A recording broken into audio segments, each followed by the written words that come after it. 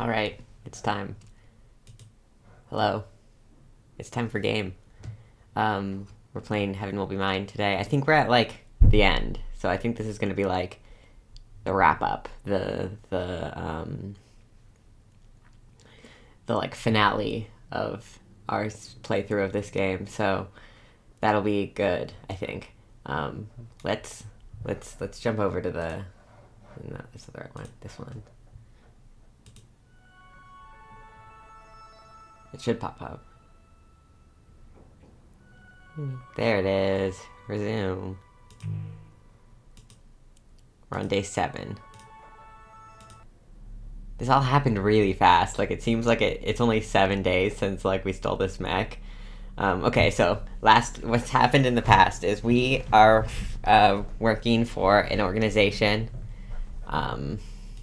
called Celestial Mechanics that wants to become more than human or other than human, and because we built originally, these mechs were built to fight an existential threat, which we found out recently turned out to be just a reflection, a shadow, a reflection of humanity, and not really aliens. So we as Celestial Mechanics are trying, which we could be betraying, but I've decided that we're not betraying them. We're following them because I like the idea of becoming something other than human. That's fun. So we're gonna do that. Probably. Let's go to the comms. Do you think about Neith still?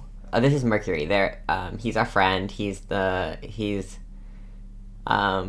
works for Celestial Mechanics and is our handler, sort of. He is much better than us, basically, because we're a little bit of a mess, but she's a good girl, a good trash girl. So let's see what Mercury has to say. Do you think about Neith still? That's out of nowhere. I think about him every day, obviously. They're the reasons Celestial Mechanics exist. First, to understand what happened to them, and then, because we couldn't stop thinking about it. About how to make what happened to them happen to us. We still don't know exactly what it was. We still don't know what it was exactly. They had us all get together to reach through space and contact the existential threat wherever it came from, to make sure it truly had been defeated for good. I think they were really hoping it wasn't. We felt the same, especially us who never got to fight yet. We reached out together as far as we could, and Neith reached farther than anyone. I didn't think it would have been them before anyone else. But I didn't know them. Was it that they reached too far? Or what? Or that something reached to them? What's the difference? In the end, they got it. Whatever it was. Are you having second thoughts? Maybe. They were the only one. I always wondered why that was. Were they special? In a good way or a bad way? Were they chosen? What would be the criteria? We'd know it's none of that, though. Just a lonely, unchosen child without a little presence in the world. They fell into another one. That's how it is. The only trick is how to do it on purpose. And that's just it. Are we too attached? I want to be something new and share it with everyone. Am I too heavy for the apple? It's a thin line between falling into inverse and hoping It's a thin line between falling into inverse because you have hope, and because you don't have any left. We should be glad it's not so easy, Channel closed. So things are happening. Mail and alerts. Subject: Why children? Before Memorial Foundation Space Program Documentation. Director Nix. They aren't children anymore, but when they were pilots, they were, for the obvious reason that children are more suited to be pilots than adults. Since the decline of the space program, there have been fewer and fewer waves of new recruits, and the current pilot generation have no successors. Adults are serving as pilots because they are no longer any children in space, and adults should not have to serve as pilots. It would be cruel to send children to fight a war that adults don't have to, especially as adults have been far more powerful tidal forces than children in their physical and metaphorical manifestation, tides and measurements of authority and that culture has over the universe, the light of the soul that turns all impossible things into our domination. The gravitational force of children are weak enough to perceive and engage the existential threat without obliterating it instantly. And as a cancer that exerts a subtle influence on the back of our unknowing minds, they are suited to protect us from it. For this reason, Memorial Foundation has pushed against traditional cultural institutions for engaging the existential threat with this more humane practice due to the resiliency of children and the determination of long-term effects long-term effects contact with existential threat has on adults in the vast majority of cases. In some exceptional circumstances, contamination lingers in children. Their gravitational forces never achieve sufficient power to extinguish the existential threat without resistance. Without the tidal force to challenge other adults, they remain in limbo, unsuited for anything else. The remaining small percentage of original pilot program that continues to reside in space is made of such cases.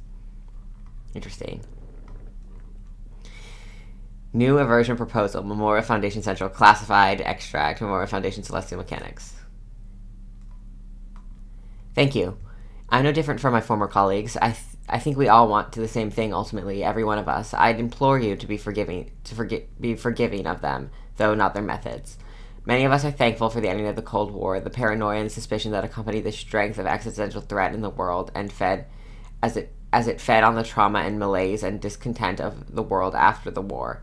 But I think some of us have reservations about the future in abandoning existential threats to address the threats of our home, and it will inevitably result in turning into conflict between humans once more, and in turn, the existential threat will thrive. We are looking for the smoothest, most uncontested future. I won't lie. This will not ensure happiness for everyone. In fact, it may be difficult to understate how much it will ensure the opposite. What we will ensure are very few.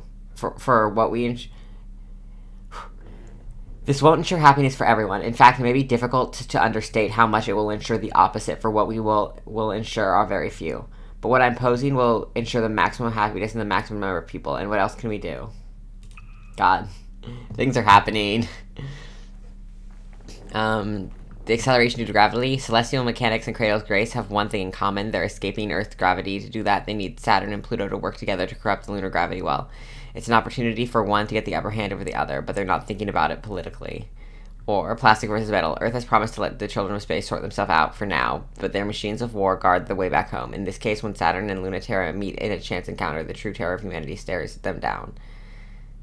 We'll start with this one, because we've started with Pluto so far, so we might as well continue to do so. How's the new equipment fitting? It's not that much weirder than how it was before. This mission is a weird one, Mercury. This was always the plan, you know that. The lunar gravity well is the anchor that all tidal reactors resonate with. It's how ship selves maintain their form, how colonies on other planets and orbital bases and ships maintain environments humans can survive in. Gravity, in both the literal and figurative sense, is required for us to live in space, and without it, we dissolve into the universe and become everything that humans aren't. There's a lot in that universe, if you've noticed. If we want to turn something interesting and specific, if we want to turn into something interesting and specific, we have to make sure that we're controlling the aversion process. Is this gonna work? Probably not. I wouldn't trust Ippitus to do this right. There's nothing in it for him, so why would he care? When he lived on Earth, he had everything he wanted. He isn't like anyone else who came to space. He's just flirting with the idea of transcending human limits for boring reasons, and only for his. There are no places left on Earth to conquer, so he wants to be the first to own the future. If this actually works, I don't want to share it with him. Oh, you don't have to worry about that. I told you I was playing this how I wanted, right? I'm not letting him have this. Saturn tempts Pluto to fall with her. Pluto tempts Saturn to entertain a silly dream. I want to see... everything that I've chosen is led up to, like Pluto, leaving her, group, and also I want Celeste... I'm more interested in seeing the people turn into something other than humanity than seeing them fail to do that. Maybe if we play more of this game, we'll see the other ones, but for now, I'm on the Celestial Mechanics train.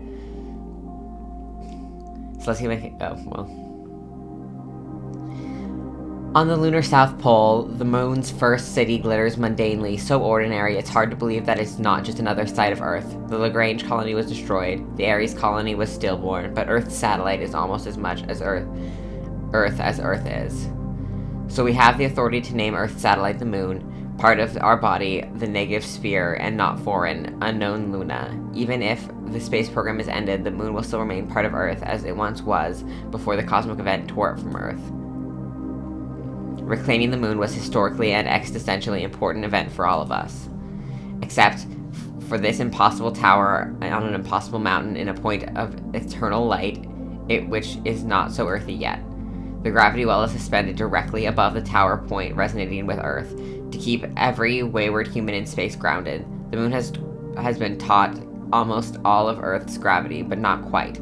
There's still some possibility left. You're quiet. Are you up to something? What makes you say that? The tide, but also everything else. Hey, I'm being very sneaky here. The string of pearls and crumb malcla circle around the small glimmering void of the gravity well.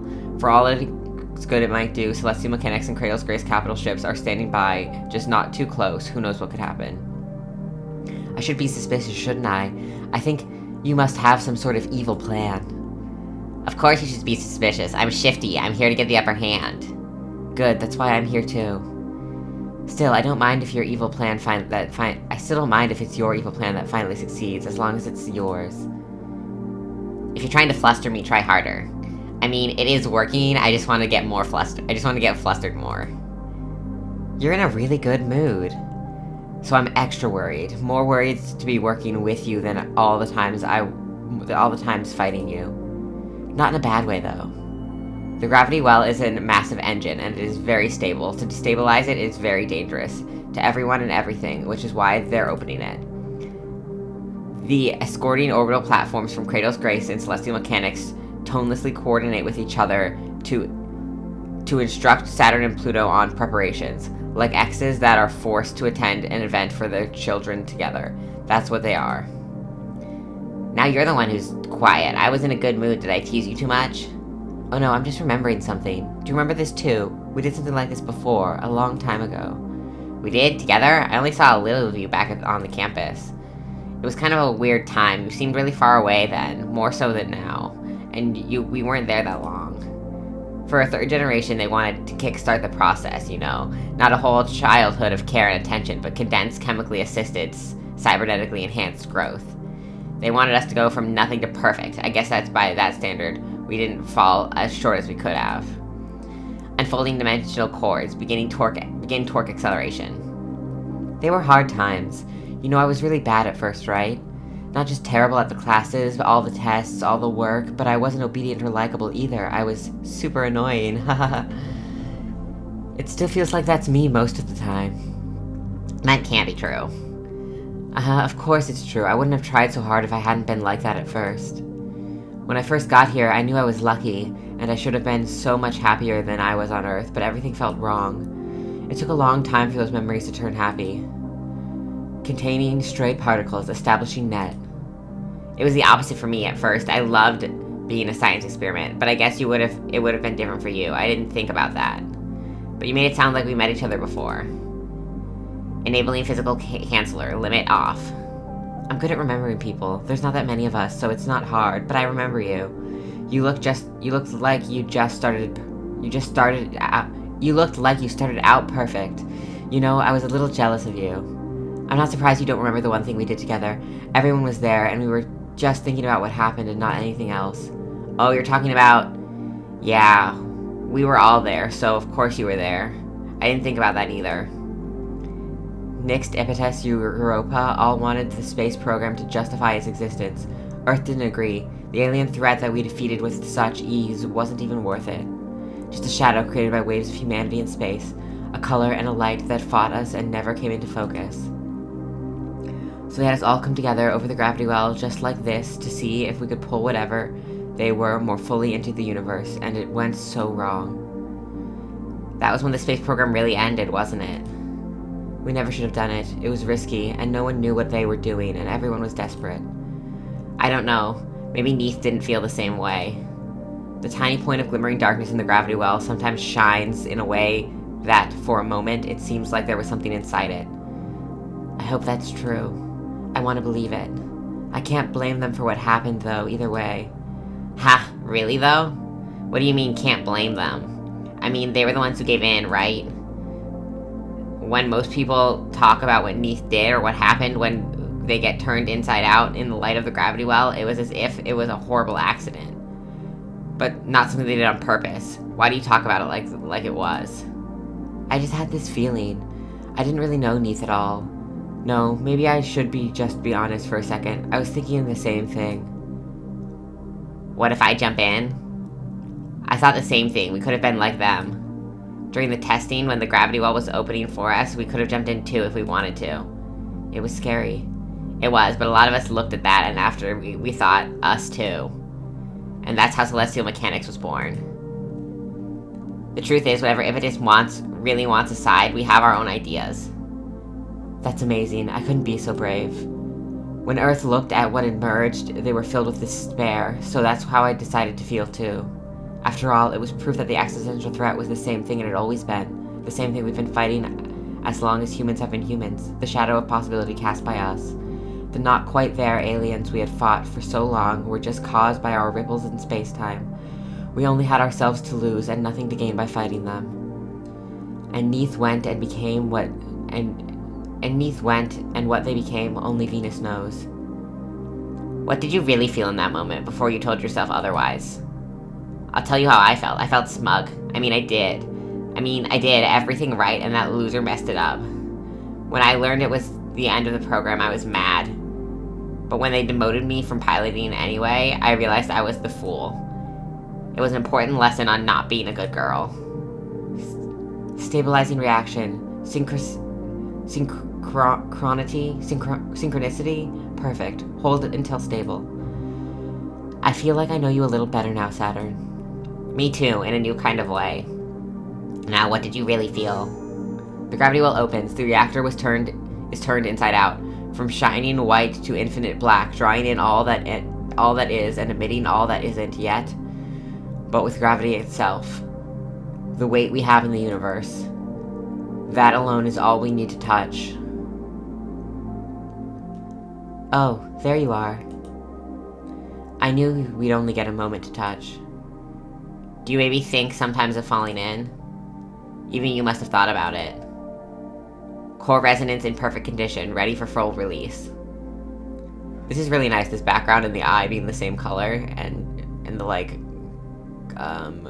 the texture being the same on both of them.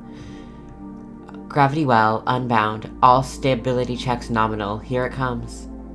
Back then, I almost did jump in. I thought about it before it was happening, when they said, no, you must not, under any circumstances. It would have made anything I couldn't do possible, if I left everything I had behind. It was an awful paradox of a deal, but I wanted to do it so much that I would have if Neith hadn't wanted it 1 second more. I never told anyone that. You're really good at seducing people, Saturn. If I gave you a chance to fall again, would you? Would you fall with me? Oh, just you wait and see. The gravity well shines, it collapsing into a star, everything is starting, the opening was peaceful, perfect, no problems. Yet there was a feeling, like fluttering of wings, deep down. Day 8. Ooh, comms. Everything is ready for you. Everything is ready for you. I wish you'd let me help more. I wish you had let me help you more. You'll be fine back home. Without a ship? I envy you a little bit. Piloting is for girls and jocks. It's not my thing. But I wish I was coming with you. Sometimes a very, very tiny bit. Mercury. We are very different, but I love you. We're part of the same thing. We wanted the same things, and I'll walk alongside you until we get them. Really? You're not leaving, possibly forever? I'm leaving. If I'm leaving, you're coming with me. If I stay, I'll bring you home. You know you can't rely on me for anything, but you can count on me for this. I promise. I promise. You promise with correct punctualization and capitalization? So you know it's real. What else can I do to pay you back? Nothing. I count on you for a lot, Saturn. Same way you count on me. Friendship. Why children? This is like pilot program training document leaked. Memorial Foundation Native Sphere Archives. By the end of the space program, with recruitment having stopped almost a decade before the official decommissioning of the space program, all the pilots have become adults. Yet they were recruited as children, and they spent the fiercest years of fighting against the existential threat as children. Much like the criticism levied at the scout programs on Earth, it was a motion that Memorial Foundation considered heavily in deciding how to recruit their pilots. Children have no specialty in pilot qualities, with much weaker tidal authorities than children, who, of course, have the tidal authority to engage other adults. Adults would have been stronger, more powerfully able to use ship selves, much more so the beloved and chosen adults rather than the discarded and flawed children that were chosen. On Earth, adults with much stronger tidal forces than children will destroy the existential threat before even comprehending it. And because of this, those threats are able to hide in the world and prey on those who are weak, such as children, or those who are unchosen even as adults. Those who are strong enough to should struggle with other humans. Those who are weaker protect the rest from the trivial threats outside humanity. Sustained contact with the existential threat often exacerbates this effect, and there is a cold, twofold reason for delegating who is and who will not confront the existential threat. Children and the unchosen bear the burden so that adults will not be worn away. Heavy. Plastic versus metal. Launch. Spinning up the tidal reactor. Frequency double check. First turn. 100%. Frequency double check. Second turn. Stop and spin them again. From 0 again. Where were they at? 99.999999, but it doesn't matter. They should be at 100%, so we're spinning them again. Mercury, if I go out and die, it's not gonna be because we didn't quadruple check every reactor pulse. Saturn, this time please, could you listen to me for once? No matter how useless I know that telling you this is, I know I say this over and over again, but you can listen. Seriously, tell me you're going to not be risky this time. This isn't a game anymore. This mission is different. It's not ship self to ship self. These troops are real weapons from Earth, designed for threats that are real, not existential. They're perfectly capable of killing. They are not designed they are designed for no other purpose. That's not even going to be an issue though, because your orders are strictly to observe and not get remotely close enough to engage. They won't leave stationary orbit around the near side of the moon. They're Earth's insurance plan, and we can ignore them as soon as we make sure that that's all they're doing. Don't joke about dying. That can happen. It won't if everything is perfect and you do exactly what you're supposed to do. It finally matters this time, and you, Mercury, please. Well, actually, I'm really sorry, Mercury. I didn't mean to make you worry. I didn't mean to make you really worry for real. I promise I'm not trying to die, okay? I promise, okay? Making poor choices about who to kiss and what to do isn't the same thing. I listen to you when it's for real, okay? I wouldn't cross that line. You're my friend. No one else is worth you. You're the most important. We've been through too much. I wouldn't ever go back or throw everything we've got away. You know that, right? Stop acting like I forgot. Mercury? Hey, say something. You idiot, give me a minute. Damn it, I was going to act like I tricked you. I was going to feel smug, making you think that everything was serious, and I was going to lord it over you. But now I'm crying, asshole. Sorry about me, but I love you too, don't worry.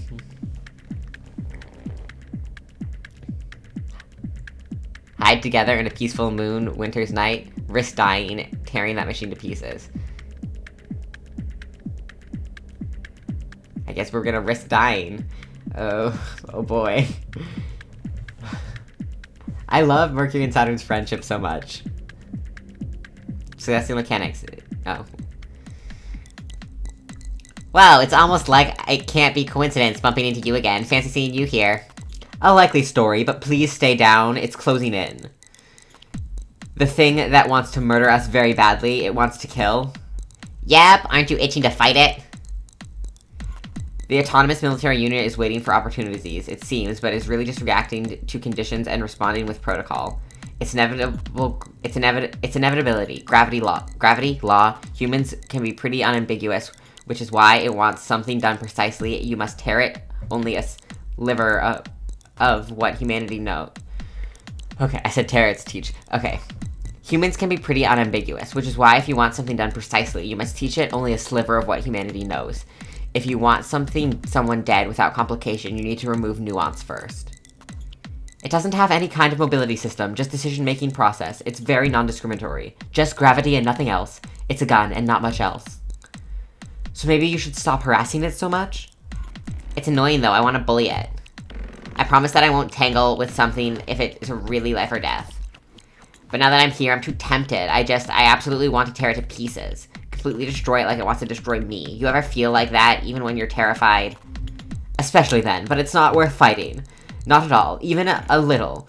It's like fighting gravity or a whole planet. What can you call winning against something like that? There are a million more. You can't have a real argument with something like that. They sent autonomous troops because they didn't want to have one in the first place. It just goes to show you that they don't really care what happens to space or anyone in it. Or they do, and they just want this badly to believe, that they don't. You're going to hate this, but you make me wish I could crush them even more. Sorry. That makes me wish I could crush them even more. Sorry. That has to be a way. There has to be a way, right? Ooh, that's nice looking. Unlike a ship's self, the autonomous military unit doesn't have a shape that remotely resembles a person. There's no need for that, obviously. You would give something a human shape only if you wanted to be able to express the fullness of being a human. War has never been fought like that. Military technology is designed to narrow available resources in order to efficiently execute a single specific function. Giant robots have never been practical for war. What is necessary is a single vector point in a certain inflexible fixed direction. The autonomous military unit may not look human, but it is human. A single uncomplicated human thought. Die. I'm worried that telling you this will just encourage you, so I shouldn't. It feels like a bad idea. But they're not invincible or almighty against us, even if they're incredibly overwhelmingly powerful, especially here in the liminal zones of the moon. But not ever, not anywhere. Ha, it's nice to hear that even you get mad about it. I understand the math. We're risking our lives and our personhood, and they're not. It's very one-sided. Humans are cowards. And that makes me want to fight even more. I'm saying it's not worth it. The statement will be lost on Earth, and they've got an endless number of drones. But you can destroy them, right? I'm not asking if there's a point. I don't care about that. I'm asking if we can. Let me know how you did it, right? Because you have. You really don't know, Saturn? You just don't? And you never will. And you can wish and fight, but Earth will never let us go.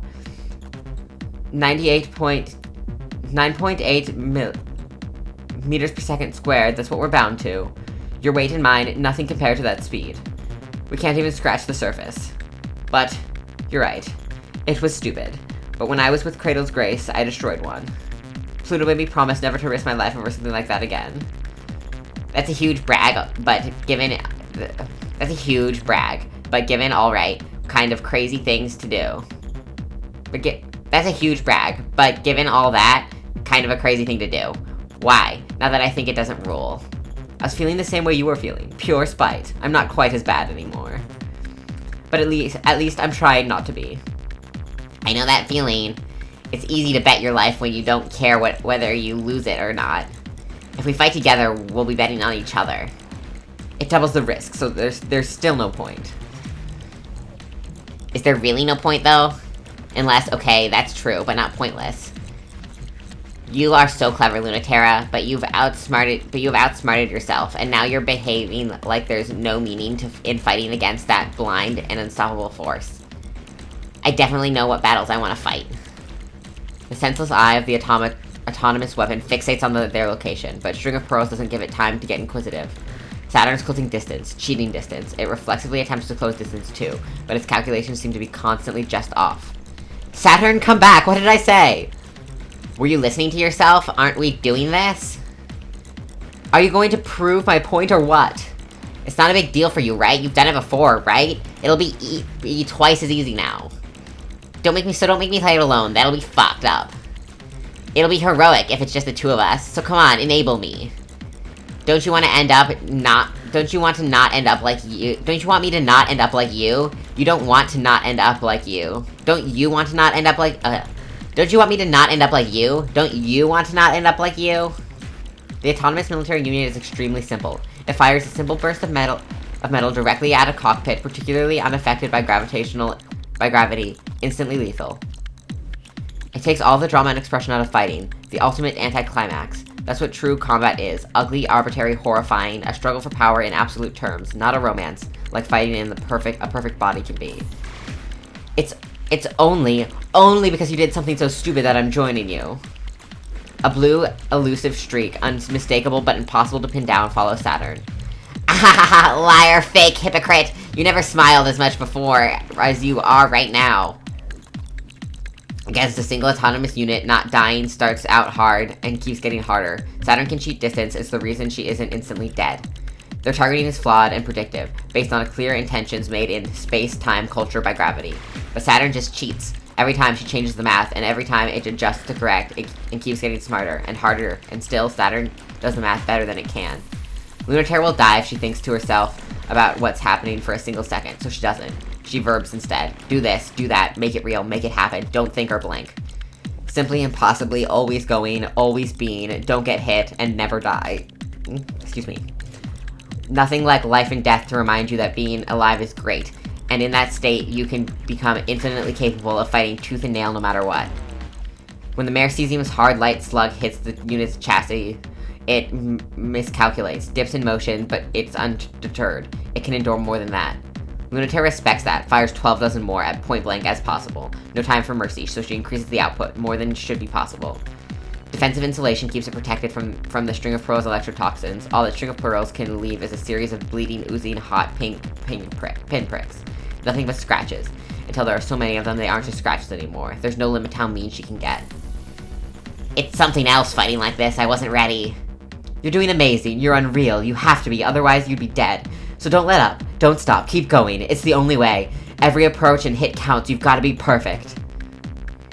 The autonomous military unit is faster than either of them, but it isn't faster than coincidence. It's not fast enough to predict someone who's not even thinking, and it's not faster than cheating.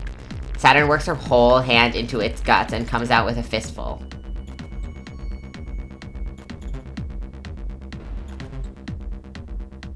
It has dozens of redundant components designed to withstand unreal trauma and continue fighting, but there's a slight delay as the failsafe switches circuits. And that moment is enough for Lunaterra to plunge her iridescent blade into the failing sensors that burn into white light. It's torn in half, ripped apart, both ways apart, by a division of light and dark undone. The autonomous unit still moves, the only way they will win is to be completely thorough. Pull the guts out every which way, never show mercy, and never let go, until you've bathed in it head to toe. At the end, they don't even realize when the moment came, that they were still alive, that they had won.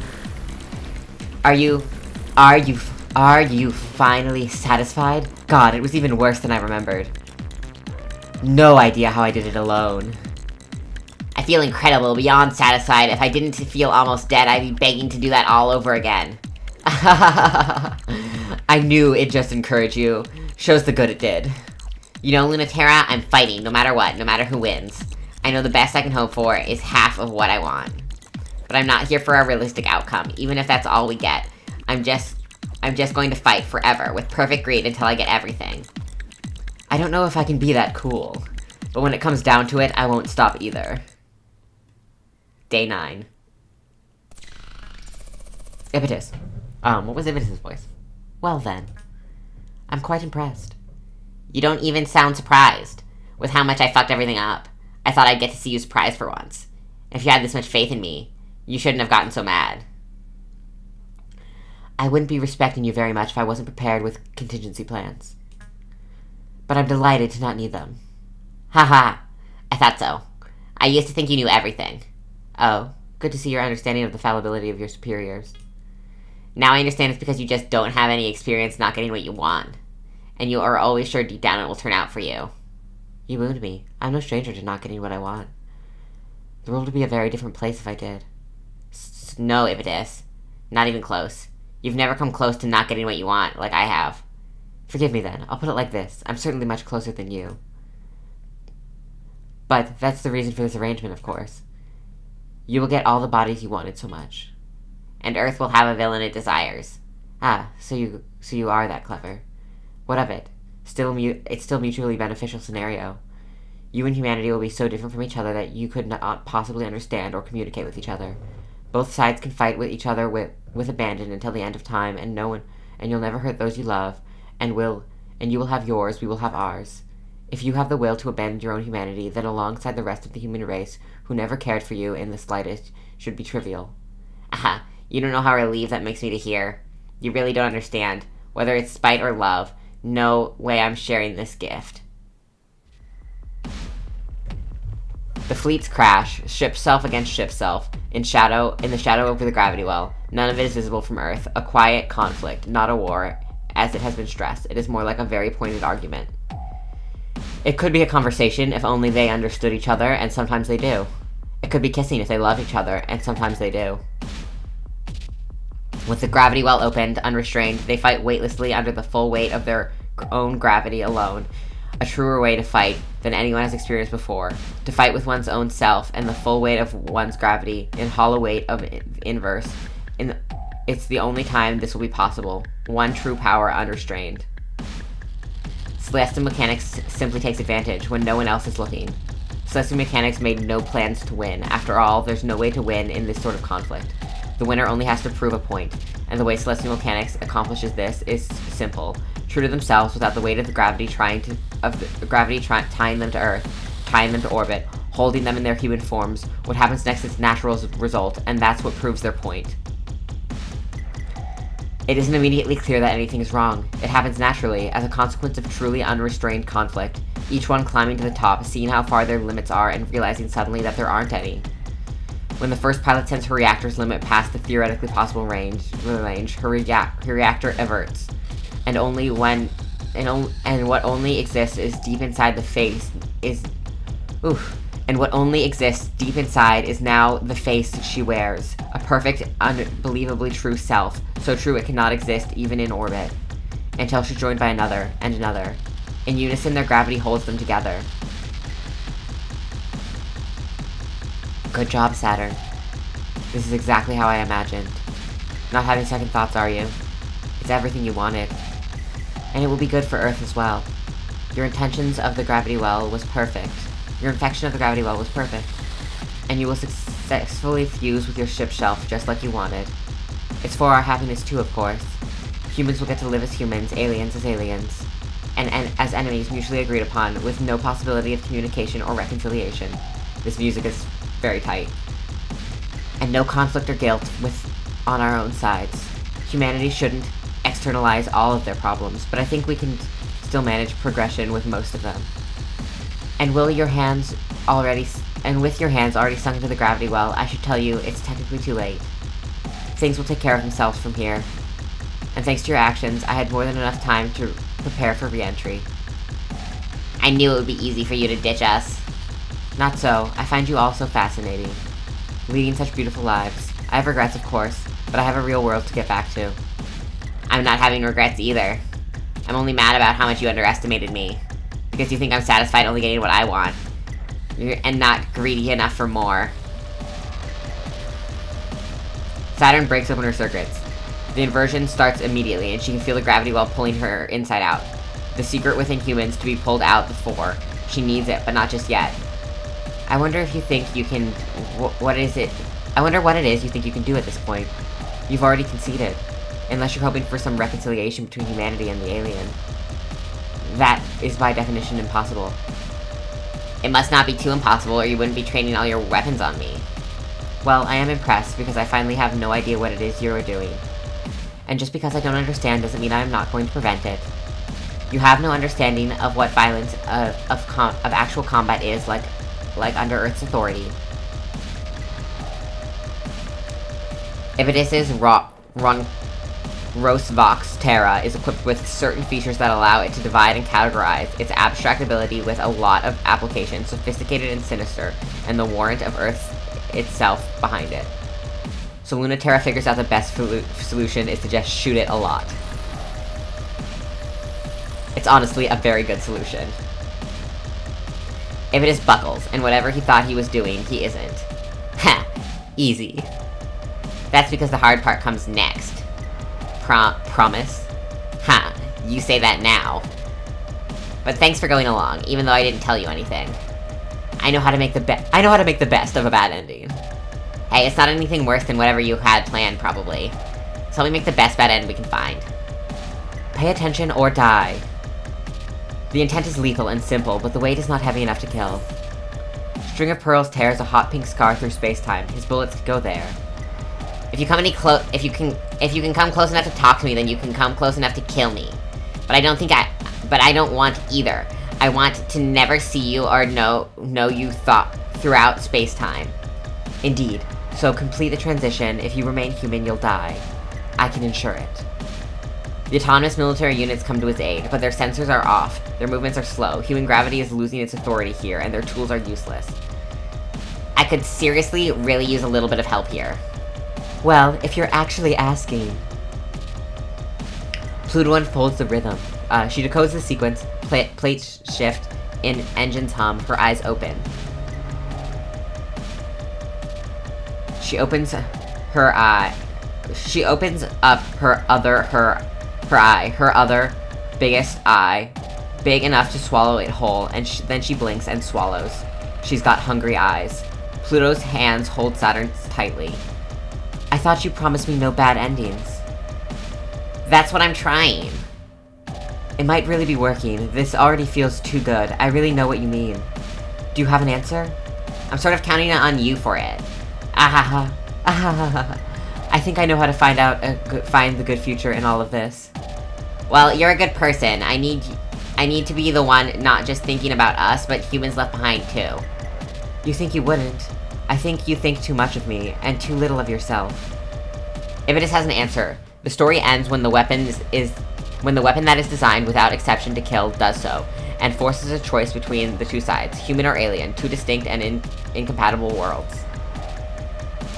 The mathematical model needs to be perfect. It needs to allow for exchange of matter, light information without allowing for understanding or communication. This is extremely easy calculations to create. It is the oldest narrative there is. It's the one that Earth has told again and again. Ividis has an extensive library to draw from, starting from the first moment humans separated from the dark. There is a way to fuck off with this. There is a way, and fuck off with this, we don't want it. Saturn throws the narration out. Why should it work like this? Why not make up something different? Who says physics works this way? Who says the calculations turn out that way? Ividis wants us to take the fall, for everyone, for Earth, for us to scapegoat each other. I hate that. If our cores collapse, a world where anything is possible arises, and at the same time, we'll have closed off from all the possibilities that make us human. The existential threat we always feared and hoped to unite us will be real, and they will finally have a real war. I want all of that, but I just want to add a little tiny bit extra to it. Ividis wants to reduce the only information it will be possible to exchange between us to violence. But you want something different to be exchanged. So that we can't hurt each other, but we can something else with each other? It will have to be very small and very imprecise. At least it'll be something different, you know. There's no chance of going back to being human. Not zero chance, although we won't remember what being human is, so it's pretty low, I guess. It's good enough for me. Let's hope it's good enough for all of us. There's no limit to how big we can get. Size is a funny dream. It's relative. It doesn't have to matter anymore. It can be set like any other variable, and the gravity well draws matter towards it, and even light, it emits a not energy and not light that can perfectly make up a body just well enough as all that.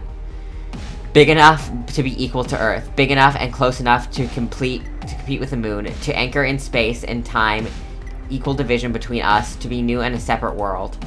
The autonomous units are single vectors, prepared for human violence, and we can't be cheated like that anymore. Only sad humans can have their gravitational impressions in the universe terminated by the extinguishing of their bodies.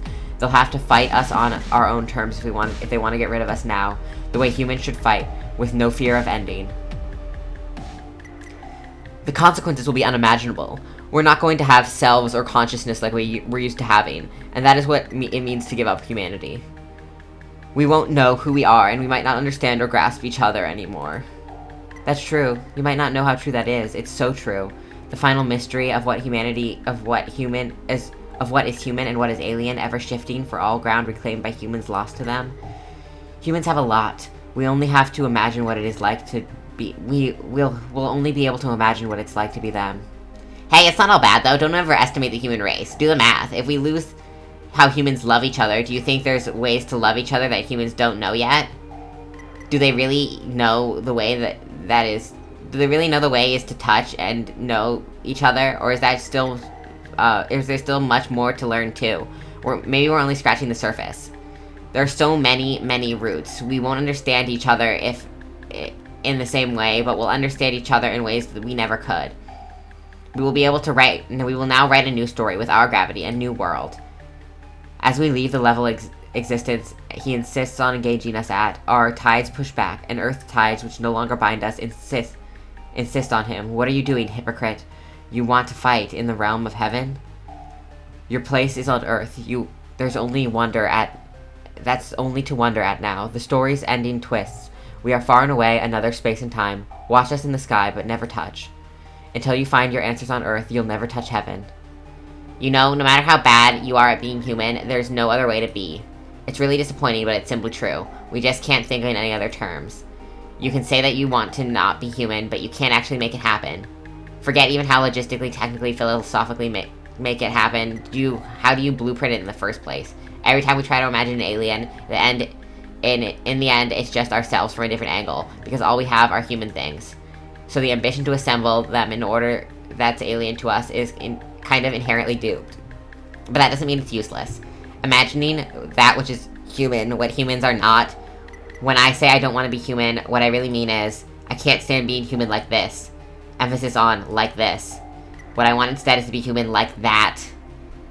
That was the beginning of the space dream. Everyone in the Moria Foundation felt that way when they sent us here. And everyone on Earth who believed in us felt the same way. Let's be more human. How much more human can we be? The faith waned because they were jealous. Maybe because they were jealous. Yet, maybe also because the direction we were taking in the future wasn't enough. Just another human that they didn't want to be. Or the sort of human that they're scared of being. I don't owe them anything. There's one more thing I can't stand. Not being seen for what I am. So choose to come with us or choose to stay. But I won't be happy without them knowing what they're missing out on. Look up in the sky and see all the weird stuff we get to do with each other. Come on, and come join. Reactor collapse, aversion event. The impulse and drive, and always lurking to turn inside out, everything has reversed, nothing is the same. Giving up everything that isn't real for everything that is, so now that they can't touch each other, they can't lie in bed with each other, they can't get legs entangled with each other. Instead, they have ways of physically interfacing that aren't like anything we could imagine. Clouds of particles drift into each other. Maybe they touch each other instead of just on the surface.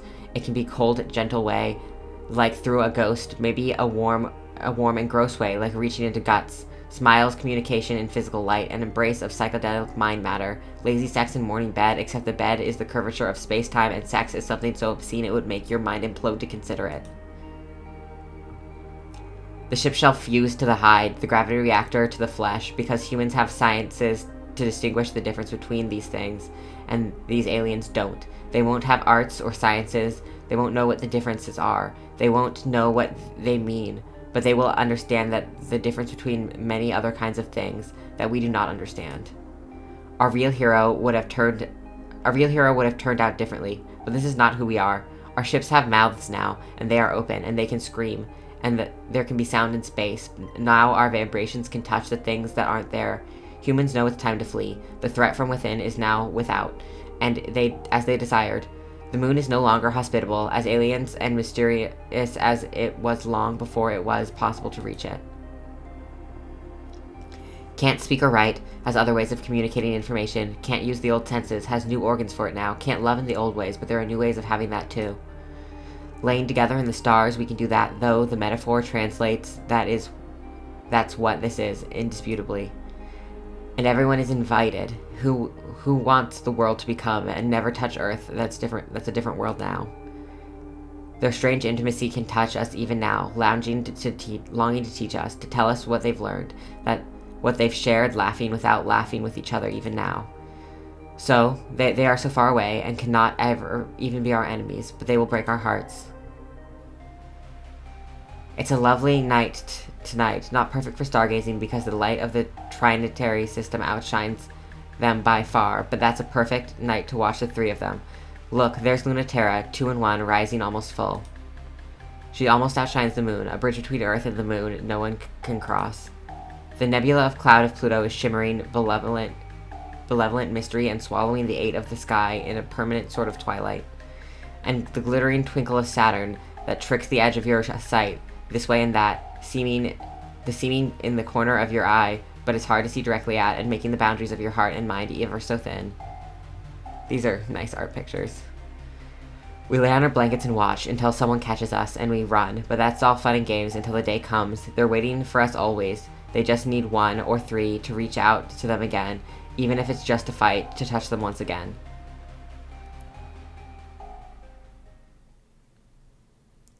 Yay, new planet. We got some achievements. Writer. Hooray! We did it. We beat the game. This is a good game. I'm definitely gonna recommend it to people. The question is now, do we do more endings or do we move on to something else? I kind of like, me personally, I want to know what the other endings are, but I don't think I think this is the ending that I'm going to like the most. Just based on sort of my vibe. So I don't know if I want to maybe do that on stream or if I want to switch to something else.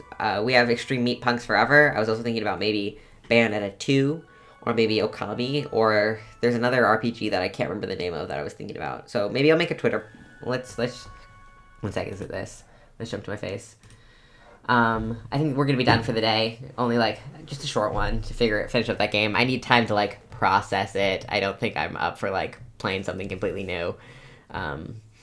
So maybe I'll do a poll on Twitter to see what we play next. So if you're watching the VODs in the weekend over the weekend, I guess you can stop by my Twitter and see the poll to see if we play more of this or if we play something else. I'll figure out that later today. But yeah, this was a really good game. I loved the music. I loved the art. I loved the concepts. I really like sci-fi stuff, especially when it deals with inhumanity and like what that means for humanity in a lot of ways. Like, my favorite characters are always like the non-human ones, and particularly the ones that are like dealt with what it means to be non-human. I really enjoyed this game, and even if we don't play more on stream, I'll probably play more in my own time because I can get through it much quicker. Because like as fun as it is to do all the voices, we took like 3 hours when I could probably speed through it in like half an hour if I was reading it by myself without doing the funny voices. So this game was good, and you should play it. maybe we'll leave it off here because that would give you could play it yourself and see, you can think of my voices while you read the words. But I'll see you on Monday. An episode of my podcast, of our podcast, Playtest Power Hour, went out today. So if you like Girl by Moonlight and want to see us play that, we did the finale today. So that's good. Let's go. Let's say goodbye. Goodbye.